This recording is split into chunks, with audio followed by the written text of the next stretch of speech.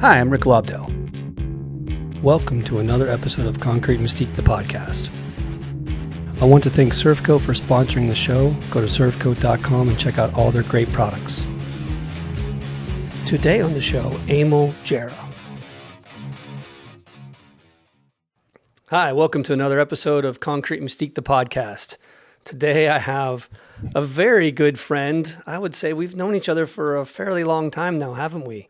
We have been friends, Rick, since, probably 12 or 13. Yeah, it's been a while. So welcome to the show, Emil. Emil, right? It's not Emil, it's Emil. Did I say that right? Correct. Emil. It's one of the first things I had to learn about your name. And it's one of the funny things I talk about in the show all the time is making sure everybody's name's right. I screwed that up a couple days ago. I was doing one for ASCC, and I had the last name completely wrong. I emailed the wrong name. I couldn't figure out why she wasn't getting it. Yeah, I was one letter off. That makes a big difference. So back to the point that we've known each other for a while. I need to ask, too, when was the first time we met? Do you remember? I believe we met in Charlotte at the Concrete Decor Show. Was that what it was? I believe so, yes. Or maybe, I think you were correct on that. May have been in Nashville. No, we did not meet in Nashville. No? If we met, I do not remember it. Put it that way. I didn't leave. Would we have met at my party? Well, I mean, I did go from nobody knowing who I was to walking in with blue spiked hair to everybody never forgetting it. So there you go. You know, I try to be unforgettable every once in a while. keeps everybody on their toes. That is the goal of my life, is to keep you on your toes. So you have, there's so many things for us to talk about. I don't even know where to begin because we've known each other for so long. And so I'll start with the fact of you are one of the people that has also taken my class.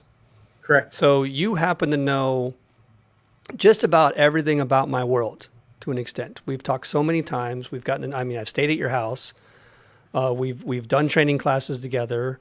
You took my class once. We've done classes together. You've taken what little I showed you about math and turned it into a whole personal world that you've done your own, which is awesome. You use the same equipment because of it. Like it's pretty crazy how much our universes have kind of stayed in tandem through all of that. Absolutely. Yep. So to touch on the equipment real quick, say there's two pieces of equipment that have made me a ton of money in my business. One of them would be my skid loader, and the second one would be my Cobra from Engravicrete. Say it is by far, that's my baby. Nobody touches it but me. I'm the same way. We've talked about that before. I don't let anybody do my engraving for me. Yep. I mean, I had 5 machines, and I've had guys touch them on certain jobs and stuff, but I first of all, my baby is my baby. No one touches mine. Yeah. And second of all, it's funny you say that because I don't trust anybody. I've gotten worse about that. Yeah. It's weird because in the beginning, in the beginning, I took a 2-week class on how to do this, and I was out on my own on job sites, and that was my mentality. And then when I bought my company, that was my mentality because my guys already knew what they were doing. So the longer it got, the worse I got about being a little bit more controlling. In the beginning, it was like, well, everybody's going to learn how to do this. It is what it is. But I got more and more controlling as the years got on. And it probably was because I was finding it was harder and harder to find good help, I bet. Yeah. So I would assume that's part of the reason. We're both in the same boat. When a lot of my finished detail work, I always have helpers on the job, don't get me wrong, but a lot of the final detail work, is these two hands right here. Because there's no second chances. It has to be what we perceive it to be. And most of the time, we're still not 100% happy, but know that we, gave it our best. And that makes it very hard for the two of us because you can't not be on the job. Correct. Yeah. That's the bottom line to it is you can't put someone in your position and just go do sales. Yep. You can't, I did struggle with at least having multiple jobs going on at the same time and allowing some of my guys to do it. But it's even worse for you because you're also pouring the concrete, stamping the concrete. You have more details than even I did. I was just going into what was already there and just doing design work. And it's one of the things I always think about too, is like same thing between you and like talking about Bob Harris. I'm not the concrete guy. I'm just the artist. I'm just the math guy. I'm just the guy that knows how to lay out. You're doing all of it. Yep. You're doing it, everything from the ground up, the whole entire detail, like everything from the texture. You're thinking about everything. I'm hiring that stuff out. Yeah. You're the guy doing every detail and making sure that it's all done to your standard. That's a lot to take on. And you don't have time to do that on multiple jobs very easily. No. So generally for us, Rick, it's always been one job at a time. That job's getting my undivided attention, to make sure that all those details are taken care of from, prep work till the final seal. We want to make sure that it's what it should be. Now, was it you that started the name, or was it, I thought it was Ben Bass that started the name of the Gera constellation? Is that what it's called? So Ben was doing a job and gave me a call and said, hey, we're going to be cutting this design in, and that I see you do the same design, and we'd like to do something like that. And I actually went out and helped him and Brittany a little bit with that job and did some coloring and things with them, and awful lot of fun. But that was Ben came up with that name. That's what I thought. So he did, but it stuck. Yeah. And everybody calls it that now. Yep. No one calls it the Lobdell design or the Lobdell anything, but you got your own name too, and it's an interesting name. Yeah. It's funny too because he hasn't taken my class. So I'm going to have to get on his case and go, look, I can help you even more than Emil. If you just come take the class, then it'll all make sense for you, what we're doing. Oh, right away. Well, one thing I will say over the years that we have known each other, and it has always been a lot of fun with us back and forth working together. And we did a lot of really cool training classes because we bounce well off each other. It's always, yes. And that's something that we have to look into for the coming year, that we try to get back into that a little bit moving forward.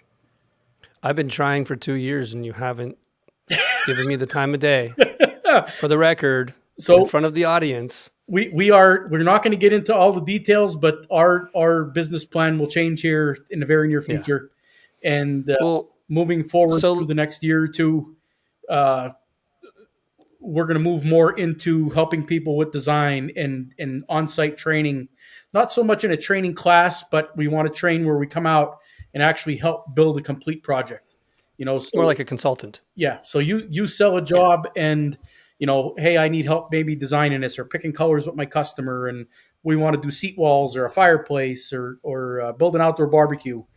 So we are going to try to help more with that and get a final design, help them sign off with their customer, and even come out and work with the contractor to ensure they're going to give a 100% on that job, and something that I would be proud of myself. That's awesome. And I'm going to say on camera in front of an audience that's going to be listening, for the record, you're going to appreciate this one. There is a slim chance that Emil might be better at math than I am.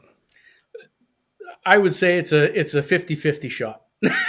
Well, you have caught me off guard, and you have corrected me at least once that I can verify without a shadow of a doubt. Even though I got the design right and everything went right, I could have probably done it easier if I had just given in and listened to you. But, I have a little bit of an ego, and I think I know everything. But I will say for the record that one instance you might have been right, and I could have made it easier, but I got it done. So what I will say there in your defense, though, is it's always easier from somebody walking up on the outside with a fresh perspective on things when you're in the thick of things, Especially when some random person walks up and goes, well, why didn't you do it this way? And you're like, that's what I just told him to do. That was pretty funny. I don't know who's calling me, but I can't take the call right now. So I thought that was pretty funny, and I had to admit to that, that was in, where were we at when we did that? We were in Fort Worth? Fort Worth, yep. Fort Worth. That was a hell of a journey for me because I drove to Texarkana, and then I drove down to Houston to look at a job. And then I drove to, which we ended up doing that job, which was one of the best paydays I've ever done. And then I went on to stop in San Antonio area and see a buddy of mine from the industry, and checked out Austin. And then I drove up to that show. So I took like a little world tour of Texas. And I don't know how many people know this story, but I almost died on that trip too. No, I did not. When I went south from Texarkana, you're in Texas. You know, everything's bigger in Texas. Everything's, you know, faster in Texas. So I'm driving down like a bypass and it was 75 miles an hour. I was like, seriously? So I'm going 75, 80 miles an hour, pulling a trailer for some stupid reason. I don't know what I was thinking. And, you know, one of the problems I have is I'm colorblind. So the red light, instead of the red light being vertical, it was horizontal. I couldn't tell which one was red. So it was almost too late. I slammed on my brake and I slid into the intersection and missed a blue Mustang by like 2 feet. Ooh. Nope, I did not know that. It was so scary. Yeah, because I was hauling. I mean, why would you put a red light on a 75 mile an hour road? Highway, correct. That is First of all. Yeah. Let's just start there of like, what other road can you go 75 mile an hour on and it has red lights? Red lights. Only in Texas. The hell of a start stop, that's for sure. Or a quarter mile apart, maybe. So yeah, that was pretty crazy. But anyway. There is something else in the next year that I look forward to. Say for us, everything has always been a rush, and we've talked about this in the past. You know, because we're doing one job at a time, our backlog has been 18 months to 2 years on our work. So when I do get the opportunities to go and, you know, come down in your neck of the woods, I came down and help somebody with a floor, go down and help Ben. I'd never have time to see things. And that's something else I want to change here in the future is that, hey, Rick, I'm coming down to Nashville and we're going to hang out for a day or two. We're going to work and get a lot of stuff done, but I need to start to take things in a little bit more and see the area where we're at and enjoy that a little more. No, I completely agree. I actually have always done that. I've always taken an extra day on every trip, just one more day at least. Sure. So I can enjoy myself for one day just to experience where I'm at. That's a very good point because you should. If you're making that effort, 1 or 2 days is not going to change your life. It's not going to change what you got. You can take that day. Yeah. No matter what, especially if it's like the hardest thing for both of us is the weekends. It's tough to travel on the weekends because that's the only time you get to spend with your family. Exactly. And I hate when I have to leave on a Sunday to start a job on a Monday, or I have to finish and leave on Saturday. That's the only times that it's a little bit of a headache on that. But if I can add a day in, I've always tried to do that. Like I was saying about going to the Concrete Decor show, and I went around Texas because I could. I was like, why not? You know, I'm the only one that has to be there. And so I did that on purpose to take that journey. Sure. So something else here that we have going on for the last couple years, we have been out in Vegas and helped with Decorative Live, and have taken a step back from that. So, so let's just, we don't want to get into part of that, but let's get into Decorative Live for a second. How has that changed your notoriety, for example? Not even just notoriety, but also has it changed your process, your method, like even at work? Like, has it changed anything about how you run your company now too because of it? I wouldn't say it changed how I run my company, but I will tell you this. It was I thank Bent for the experience that I had. It was I've made a lot of lifelong friends, I feel, through that experience and learned a whole lot in the process. So I don't know that it's helped my business really at all.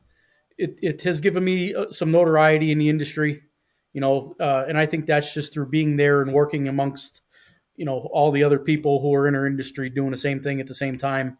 It's always nice that in that silver lot that everybody would come together as a community to help each other, regardless of whose shirt you were wearing. At the end of the day, we all would jump in and help whoever needed help to get things done. You know, that's a very good point. I saw that personally because I did it a couple of times with you. Sure. I kind of disagree with you. I think it did change your notoriety more than you realize. It's not only the people that were there involved. It's also the people that knew those people and were coming through and checking it out on a regular basis. Not the person that was coming through one time, but the people that were over and over checking to see how it was going. Sure. And all the changes that were happening throughout the days. You couldn't have gone there for 2 days in a row to watch that experience and not know who Emil was. There's no way.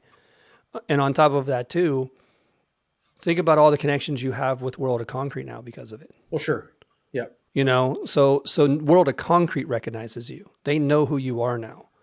And that is something you can think about and utilize to your advantage when you're ready to, or if you want to, or anything like that. Sure. Like I know you're taking this year and maybe not even going because you need a break from it all. Totally understand that. I've been going there for, oh my God, 14 years in a row now, I think, something like that. And I can't imagine not going. Yeah. But at the same time, I'm not doing what you're doing. And I haven't done a demo in a couple years now. So I've taken the break from the demo part of it. And I do miss that. I love doing the demos at World of Concrete. It is an amazing experience. But like we've talked about in the past, it's given you no time to experience the show. Sure. So here's that I mention all the time. There was a time when I was super uncomfortable with working in front of a bunch of people. Okay. So like my first trip out there to World of Concrete was I helped with that was 2017, 2018, somewhere in there.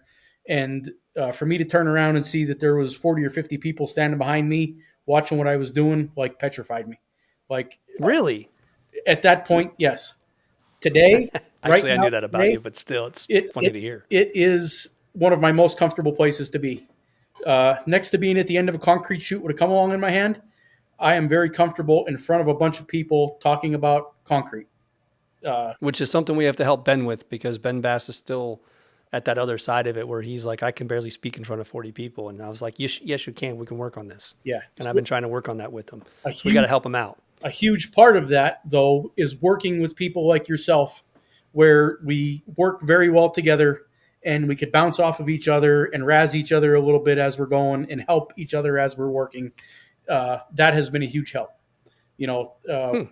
So it wasn't until probably 4 years ago that I started to maybe do some trainings and things on my own. And that was scary, because now I don't have Rick there to bounce off of or to talk to. So generally I just, you could pick out the guys in the crowd who are going to be helpful to you or that can, you can kind of bounce things off of them and maybe pick on them a little bit even. And that's always, I go to training in Lancaster right here by me. And there's always some guys from out by State College, PA, that come up. Great guys. I enjoy seeing their work online. I'm very proud of what them gentlemen are doing today. But they make, when I go there, tons of fun. It's awesome. That's awesome. Guys to knowing that they'll be there and that we can I can use them as a tool, kind of almost, for my training.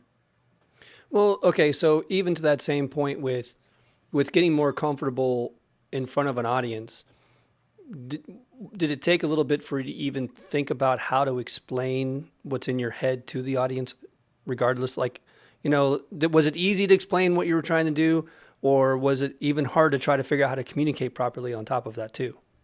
So my communication is more through action. So I will explain what I'm doing as I'm going, but I have always been a take action guy and let me show you how I'm doing this and then let you try to do it yourself. And the biggest, hardest part has been letting people do the things for themselves and not taking it off them halfway through. So if we see somebody in there and we're teaching them how to engrave a design and we can see that they're going to fail, not letting them fail to the point that we know we can still address it and then putting it out to say, see what you just did there? Now don't do that again. And not just saying, give me that. You can't finish that. I'm going to do it myself because, so that's been tough. I would say, but verbally getting it out there, it's come pretty easy, I would say. Okay.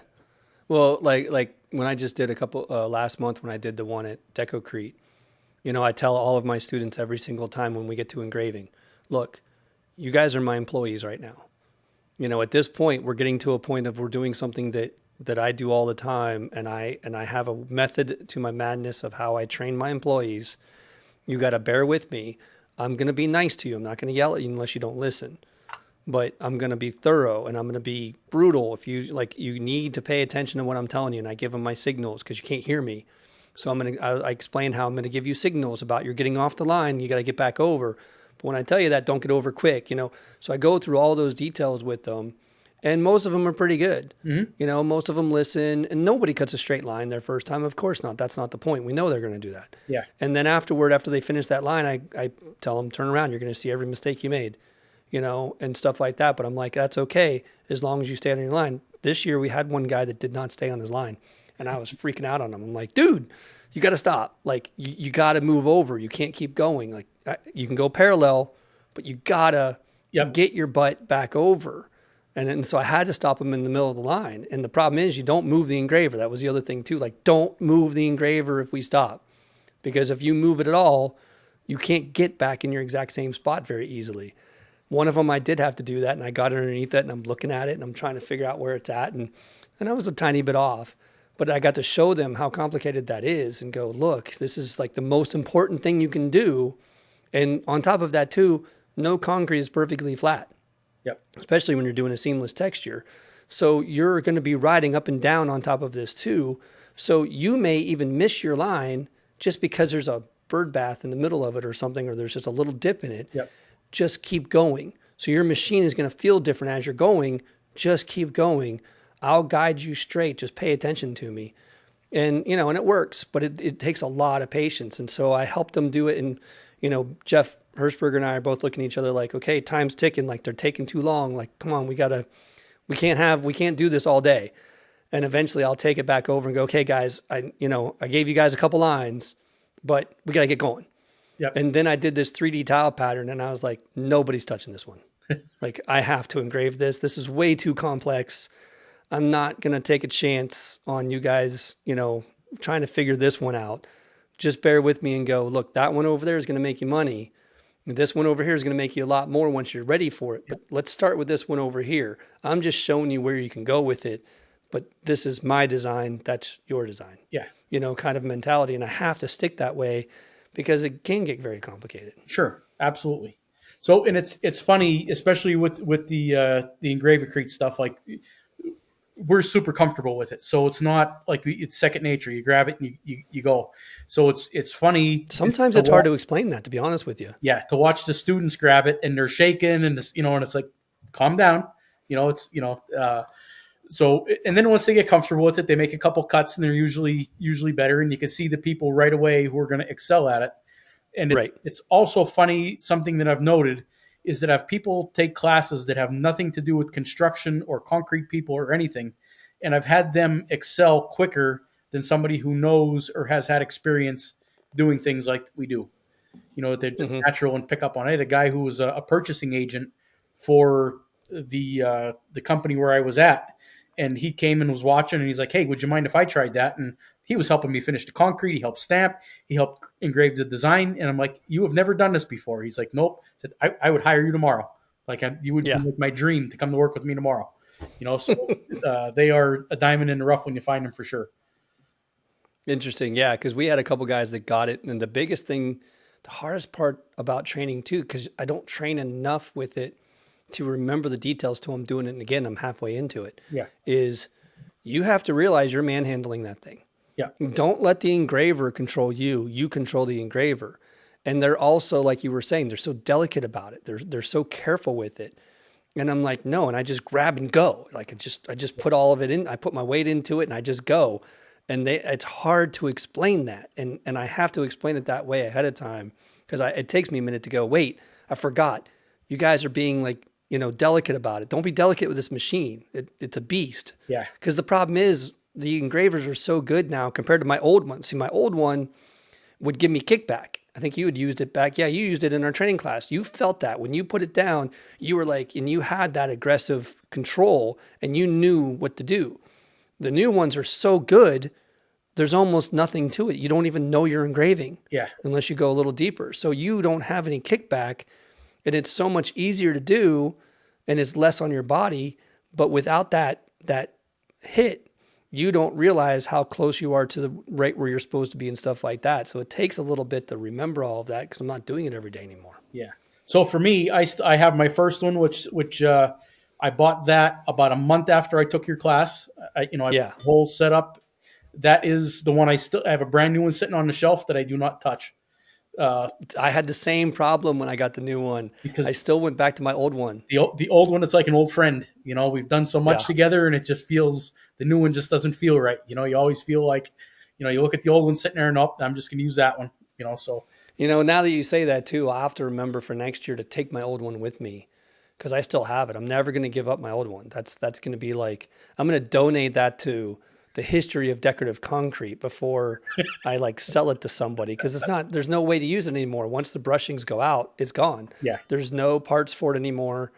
Those machines, my company bought those machines in 2000 and 2001. wow. And I've changed the engine once on them, And but that was before now those engines don't exist anymore. yeah, I can't change out the parts anymore. It is what it is. So uh, I have the last brushings in the history of Engraver Creek because they found them in a corner because I told them I was running out and what was I going to do? yeah, And so they found a couple and sent them to me. One of them was even broken. So I have one set of brushings left to use for the rest of the history of that machine if I want to, which is fine because I don't use it enough now. But that's a good point. I need to bring that with me to show people the difference. yeah. And it's a It testament might to the help for training. tools. That here, Oh, 20 plus years later, you could still use that same tool, and it has literally cut miles and miles worth of designs, and miles. it's still going. So hats off to them and what they have built. I mean, top quality, American made, all the way. Well, on top of that, too, I don't know if you've ever met Daryl, but he personally makes every one of those. Yeah, yeah, He's just like you and I. He has just as much control issue as you and I do. He does not want to let someone else do it. He doesn't trust them. He's that hardcore about his equipment and making it correctly that he makes every piece of that too, which is pretty awesome. yeah. Absolutely, absolutely. So this year at the World of Concrete, I actually was not going to go. I thought it'd be nice to sit it out and sit on a bench for a little bit here. And last week, one of our manufacturers that had always worked with us in the past asked if I'd like to come out and help build their booth.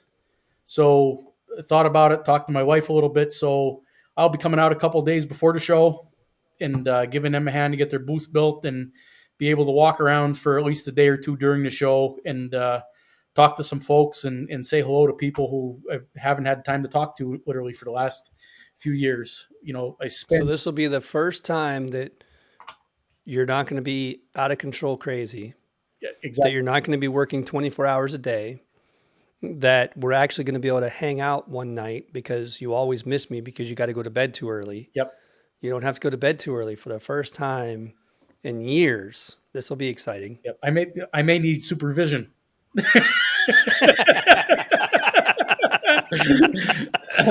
Well, you're going to have to come hang out at the room because you'll love the room we got at the Cosmopolitan. So we'll have people over every single night. So you're going to come over and hang out there. Nice. So we'll talk about that off air later. But yeah, you're gonna enjoy yourself. You don't want to give everybody the room number online here so they could. No, I don't have the room number yet anyway. But yes, I will be very spoiled this year. I was spoiled last year too, but I had a death in the family and I could only be there for one day Ooh, and had to leave. That's right. I remember that. So that Tuesday night that we missed each other down in Fremont, because for the record, to everybody listening, in case you want to join us, there's a lot of little details to the group that I've gathered around me that like to come join me and stuff. And you're one of the key people that has been in the very beginning of all of that and still talks about it to this day and tries to join me, but always has to go to bed too early. But we all go to Fremont on Tuesday night to my favorite bar in Vegas, probably in the country.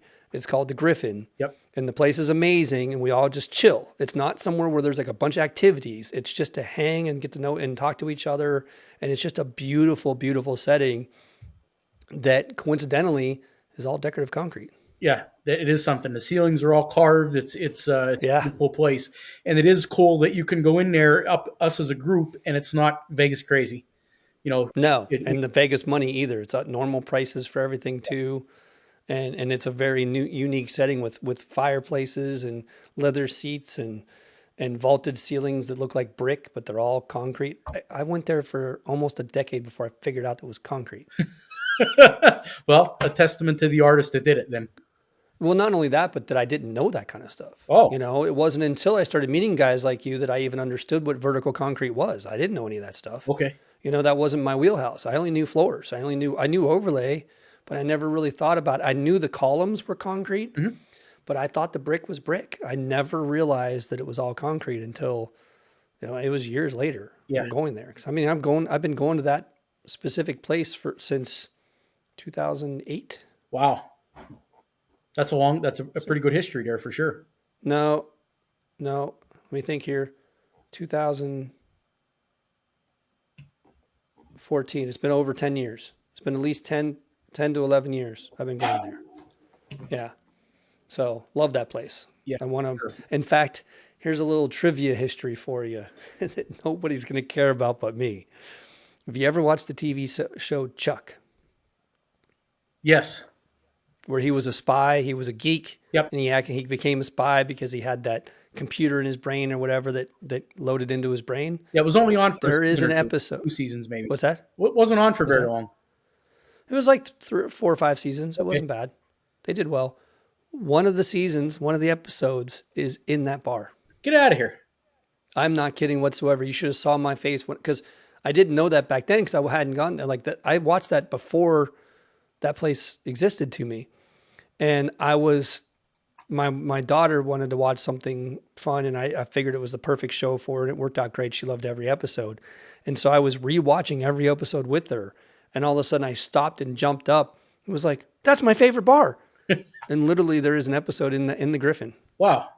That's something. Yeah, I'll have to go back and find it again. I'll have to ask her. I took a picture of it. I don't know. I tried to document it, but if I find it, I'll send you the information on that episode so you can go back and see it. It's crazy. Yeah. And they changed a bunch, but I know it's that place. There's no shadow of a doubt that that's where they did it. Yeah, definitely be cool to have that like when we're there for sure. So Unless for some weird reason, the guy that built another bar in California just like it. well, that could be too, but doubtful. I mean, I know. if your eye picked it up, then I would say that it has to be it. So I'm looking forward to, like I said, to talking with everybody, not being in the, because when we're there doing Decorative Live, myself, the Foscardos, the guys from Rock Solid, I mean, we're usually there for 7 days before anybody else gets there. 6 o'clock in the morning till 9, 10 o'clock at night, sometimes 1, 2 in the morning, getting stuff done. So, and my hat's off to all of them. One thing I will definitely miss is that group of people has been awesome to work with. I was looking at pictures the other day, and from every year I was there, we try to get a group photo with everybody in it. And I will definitely miss the camaraderie and working with that group of people, 25 to 40 people in them pictures, that would be in that space at any given time doing something all together. And I will definitely miss that and all the people for sure. I agree, and I have the same feeling with a lot of those people too, because of all this, some of them have taken my classes. Mm-hmm. So I've had personal one-on-one in my classes. I've had personal one-on-one with them doing demonstrations with me after taking my class. So you're right. I mean, there's a lot of history involved with the evolution of the demonstrations that have been going on in Vegas for the last couple of years. Sure. That you personally have been number one, in charge of, which is overwhelming. And I've told you every single year you're crazy for doing it. I can't believe the amount of commitment you've had to World of Concrete. And I hope that World of Concrete themselves one of these days kind of recognizes what you've done for them. I don't know if they ever really cared, because even before you did that, Joe Nasvik was running the artistry for years. And I don't know if they ever really recognized what that meant to the industry or even really cared. I mean, they were bought out, so maybe they don't really know that. Maybe the new organization that bought it, which was years ago, but when they bought it, they only did artistry like one more year, maybe two, and then just canned it. And then we went a couple years without, and then we started Decorative Live after that. Yeah. Yeah. So So I think they need to rethink the whole Silver Lot thing again. I think it could be. I mean, I remember you go back into the 2008, 2009 when you walked in that Silver Lot. It was like for us, we geeked out over it. We were the concrete nerds, and you walked in that area, and it was wow. It has so with what we did with Decorative Live, we always kept trying to bring that back a little bit, make the cool stuff for people to see and stuff. But especially last year, the Decorative Lot had really pulled back It wasn't what it was 10 years ago or 15 years ago. So Yeah, but that's not World of Concrete's fault. That's well, it is because of their dates, but that's the weather. yeah, The weather has been crap yeah, years in a row, and everybody gave up on it because of that. yeah. So I mean, we struggled last year with rain, and it was just not raining hard, but it was just enough rain to, should I say, piss you off, just Yeah, enough that everything would get wet. You couldn't stain, you couldn't color, you could, so that's right. This isn't a kid's show. You can swear all you want to on here. I'm not going to tell anybody about it. I'm I'm usually not not, going to tattle I'm on not you. the swearing guy, but so that, by the end of the day, when everybody is cold, wet, and miserable, and it's like everybody's here, just donating their time and trying to build cool stuff and have fun working together, makes it a little bit less fun when the weather is doing that. And it's Vegas. I mean, Yeah, we talked about that last year. It's supposed to only rain, what, 3 or 4 days a year there, tops? yeah. And And it happens to be in January every year. yeah, it just rained for 3 days. I was like, you know, so still, like I said, wouldn't change it for a world. Great experiences, but it was time to move on from it. I agree. And I mean, in one year, it actually lightly snowed on me. Get out of here. When I was doing the artistry, one year it was so bad, where the monorail is over, because the artistry used to be back by the monorail instead of off in the corner where you guys were. So we were hiding underneath an outcropping underneath the monorail, protecting ourselves from the drizzle and the snow.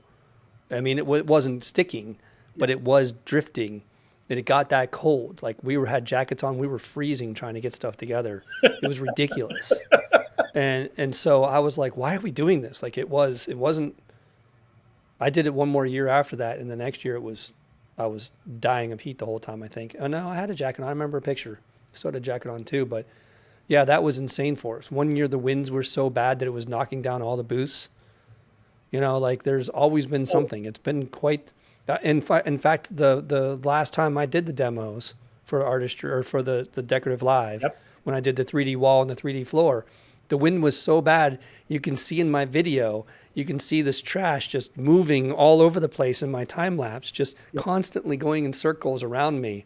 That's how bad it was. So it was 2 days before the show would start. We had Fox Box was there, kicked butt, put all the walls up. We were scratch coating things. We were moving forward. And the wind was terrible that night in our hotel. You could actually hear it rattle in the windows and things. And we pulled in just as it was getting daylight the next morning. And where we're at in the far lot over there, where our blocks were in the brick form booth, all the way over by the opening. Oh wow! Yeah, like it leveled 75% of our walls. That we had to here we are 2 days before the show. Just put 3 or 4 days into this. Now start putting everything back together.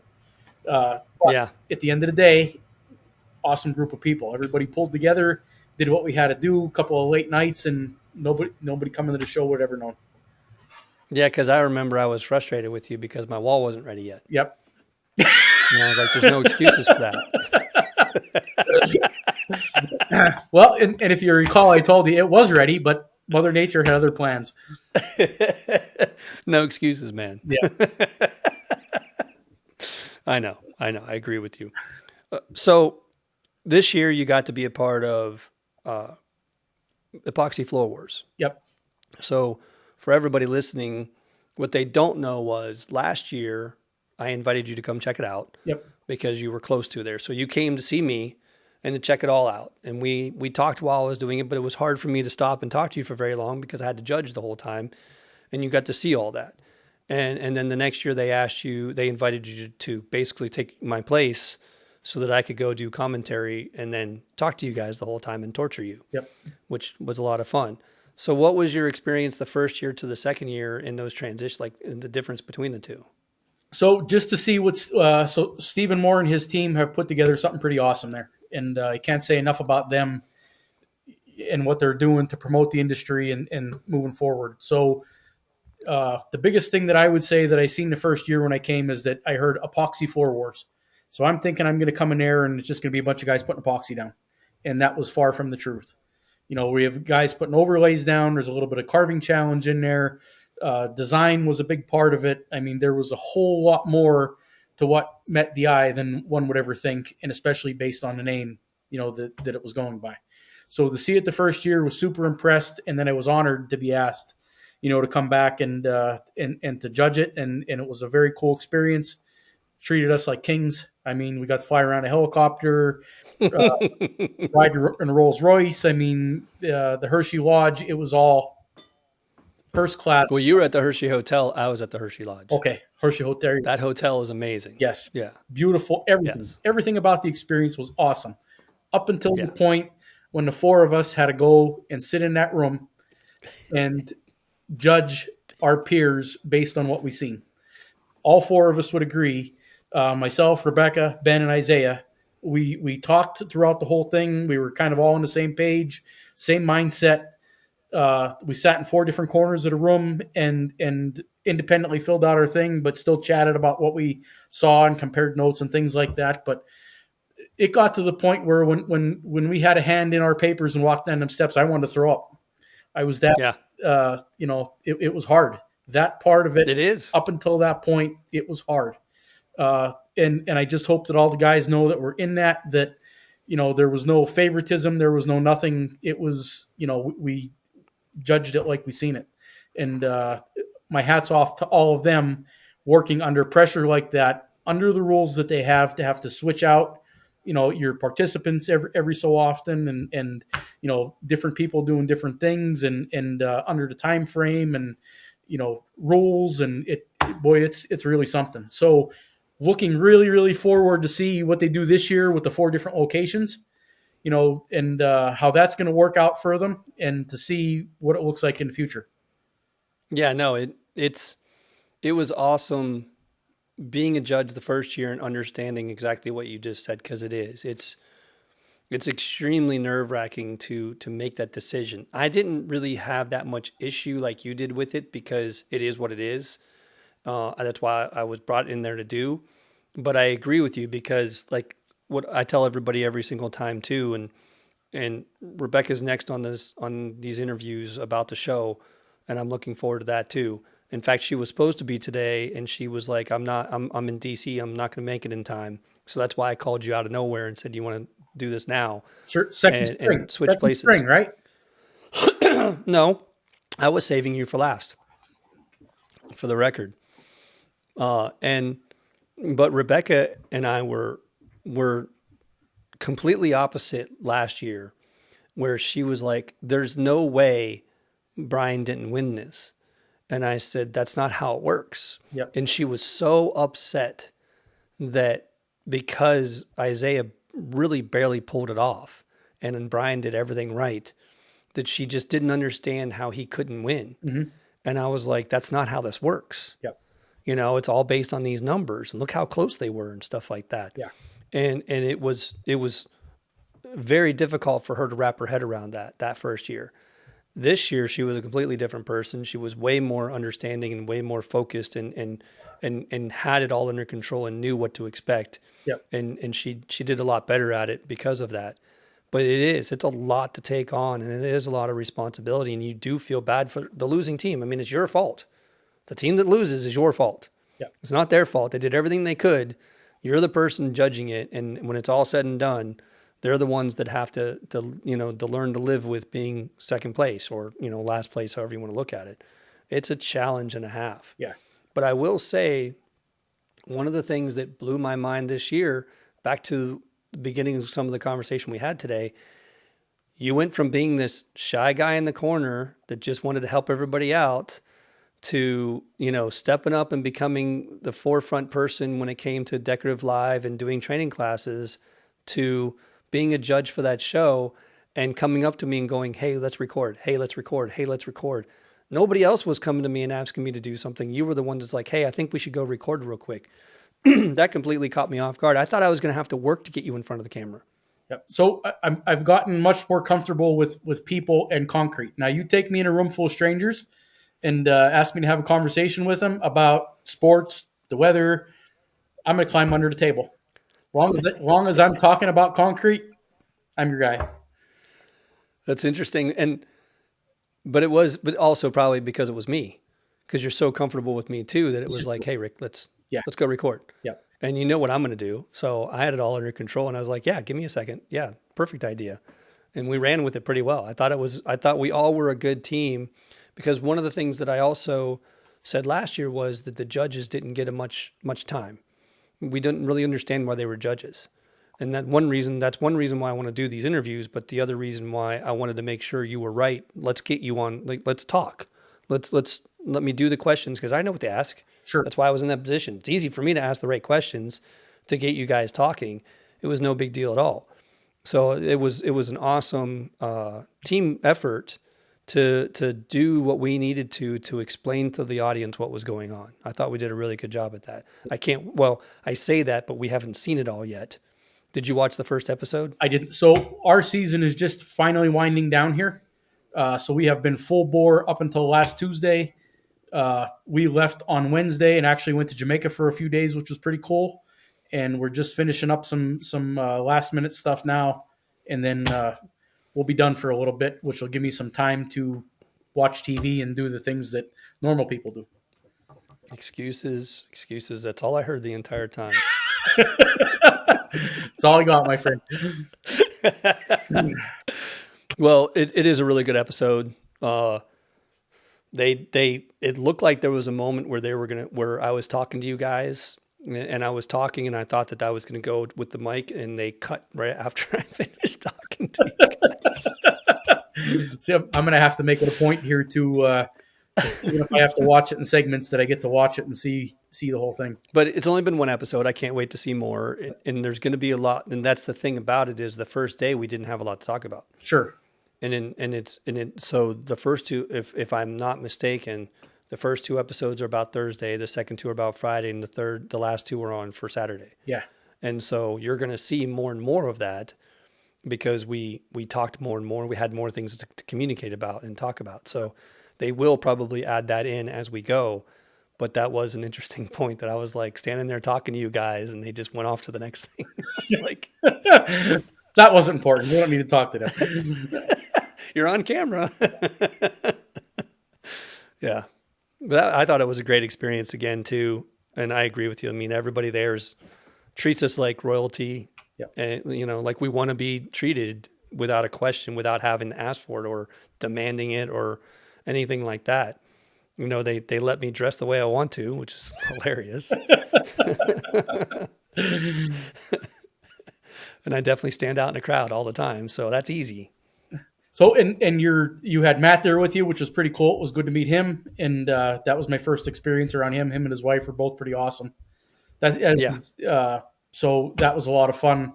You worked very well together, as a team. And so that was real lot of fun. Yeah, I can't wait to do it again. I'm glad that I've been doing the podcast just so I feel like I keep doing it. This isn't much different. It's just we're not standing beside each other while we're talking. Yeah. And it's a little bit harder to react to each other when I don't have you right in front of me. But, yeah, we do what we can. This works. Yeah, that's not bad. One of these days I'll have you right here in the studio. Yeah. So we'll have to talk more about that. But hopefully this year with what we have planned and things, we'll be able to talk about planning your project and getting that in there as well. For the record, everybody, we're trying to make at least 2, if not 3 training classes in Nashville at my house, which will include a tour of downtown because I happen to be a very good tour guide of Nashville. I will take you honky tonkin', and I can't wait. But I got to wait for this man right here to have the time to spend with me before we can even ever start that. Yeah. So it's like I said, things are going to be different moving forward here, and hopefully everything works out the way we want it to, and we'll see how that goes moving forward. But definitely, you have to make your deck first before she gets mad. Yeah, I know. I was informed of that when you told her that we were coming down, and so there for the record, I have been living in my house for 21 years now, and I get customers who are mad at me because they wait for a long time sometimes for us to get there, and I still do not have a deck on the back of my house. They open up the door and it's an 8-foot drop because it's like the shoemaker who doesn't have his shoes. It just it doesn't happen. So something else, we actually have a design at this point on the computer for a deck. So working with a kitchen design and things for out there as well. So hopefully that'll work out in the near future here. Well, and to the same point, for the record, to everybody listening, when I stayed at your house, nothing in the background existed. No. This was just So you chose that basement to make better than your deck. yeah. Well, Priorities. this is my office now, so And I'm not complaining about that. I mean, it's awesome. Like you needed it. I'm just, for the record, I'm saying yeah, it is kind of funny because I was there, to your point, when you were still under kind of like your general construction of all of it, like you're talking about. yeah, And you at least finished that basement because it was just a basement. It wasn't yeah, finished like that. I mean, it was finished enough, but it wasn't finished like that. yeah. And so yeah, I remember the deck. I didn't put two and two together until she said that, and I was like, oh yeah, that's right. I remember you telling me about that. Yeah. So you know what I got as soon as I walked out the door? Yep. When's the deck getting done? Yep. Well, it's on the radar now. Well, if you'd stop letting me go to Jamaica, I might have it done already. Well, But you went to Jamaica over Thanksgiving, didn't you? yes, we did. Yep.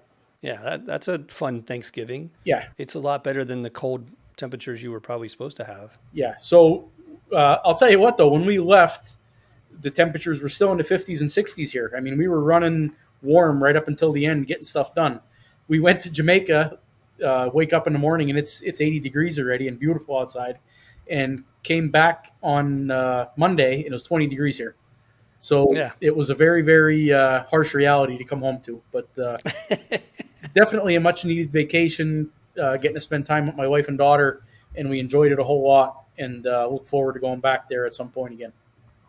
What do your family say about like what you do and the experiences you've had? Like, are they like my family where it's like, I don't care, you're just dad, or do they think it's pretty awesome what you've done?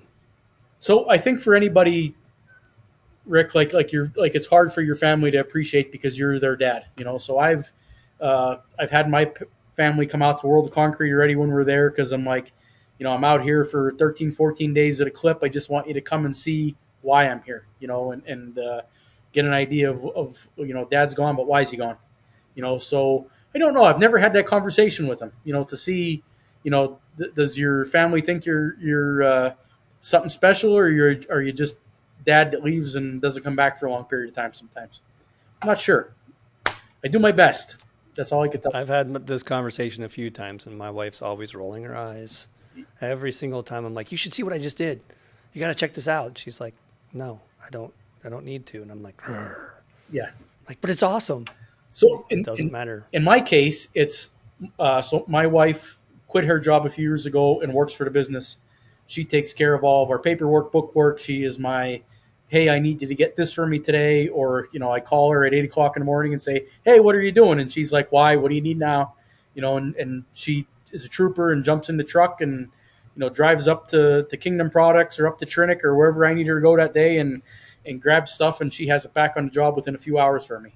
And also, if we're carving and things, like she really enjoys doing that, she'll come out and I'll have her that's cool. and helping color and stuff right alongside me. So it's a lot of fun, but it'll be, you know, well, you build all this cool stuff for everybody else. When's ours getting done? You know, so that's, that's the biggest thing I would say about that. Yeah, like I used to come home all the time with the best designs and going, look, check this out. And she's like, yeah, it's pretty cool. Yep. It's like, that's it? No, this is awesome. Yeah, Yeah. it's fine. It is good, but I see your work all the time. Yeah. You know, it's to the same point. She lives in in a studio. Like my paintings are all over the house. Yep. It's not like she needs to see another painting of mine. Yeah. You know, it doesn't. It's not a, oh my God, you made another painting. It's just another painting to her. Yeah. I can't win. You know, where I talk highly about her sculptures all the time. You know, the biggest thing that she's proud of me about is that 7-foot tall pink bunny in the front yard. I didn't know that was still around. Oh yeah, I fixed it after it got hurt. It got beat up on the way back from there. It took me years to get back to it, but I fixed it during COVID, and it's hanging out in the front porch on the front, right in front of the house against the wall. So Right. it's the first thing the funniest thing is like when I tell someone, because everybody misses my house. You can't see my house from the road. So they always go right by it. And anytime that you see the car pull into the driveway and stop for a second and they'll call you and they're like, am I supposed to see a giant pink bunny? And I'm like, you got it. You're here. You should put them out by the road holding the mailbox. Then they can't miss No, they would get damaged. I can't do that. I care too much about him. He's awesome. So He's right there to say hi to every time we walk in the front door. Very cool. Very cool.